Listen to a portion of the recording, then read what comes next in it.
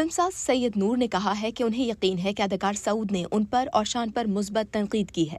याद रहे कि कुछ अरसा कबल सऊद ने अहमद अली बट के पॉडकास्ट में गुफ्तगू करते हुए कहा था कि पाकिस्तान शोबिज़ इंडस्ट्री की तबाही में सैयद नूर और शान का बड़ा किरदार है। ताहम उन्होंने मजीद कहा था कि इंडस्ट्री के जवाल के जिम्मेदार दीगर लोग भी हैं। सऊद का कहना था कि लॉलीवुड की तबाही में मुतादिद फिल्मसाजों और अदाकारों का किरदार है, लेकिन उनके नज़दीक सैयद नूर और शान वो अहम शख्सियात हैं जिन्होंने इंडस्ट्री को ज्यादा नुकसान पहुंचाया। उन्होंने ये भी कहा कि मरहूम सुल्तान राही ने भी इंडस्ट्री को नुकसान पहुंचाने में अपना हिस्सा डाला है।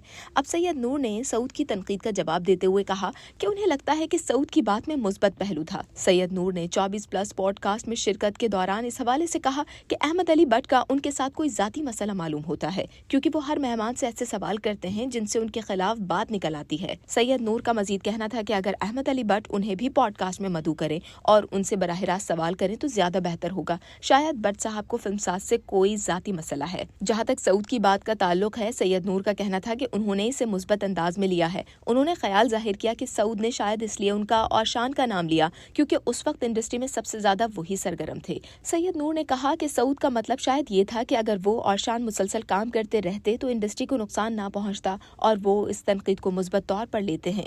1990 की दिहाई में पाकिस्तानी अदाकार मैदान में आए और उर्दू फिल्मों की अहया की कोशिश की, जिसमें एक का नाम अदाकार सऊद भी है। सऊद ने 90 की दिहाई में कामयाब फिल्में दी, ताहम फिल्म इंडस्ट्री के जवाल के बाद वो ड्रामों में नजर आए और अपना एक प्रोडक्शन हाउस भी बना लिया।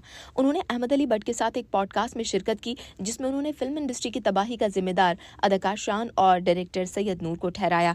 उनका कहना था कि इससे पहले के लोगों ने भी सिर्फ अपना बिजनेस देखा और फिल्म इंडस्ट्री पर तवज्जो नहीं दी। उनका कहना था कि मरहूम सुल्तान राही ने अगरचे बहुत अच्छा काम किया, लेकिन उनकी वजह से काफी लोगों का काम भी खत्म हुआ। जैसे वो मेकअप नहीं करवाते थे तो मेकअप मैन बेरोजगार हो गए। उन्होंने कहा कि मेरा फिल्म इंडस्ट्री में आना हादसाती था। मुझे एक किरदार की पेशकश की तो मैंने मना कर दिया कि ये काम मुझसे नहीं हो पाएगा। फिल्मसाज के इसरार पर मैंने फिल्म में काम किया।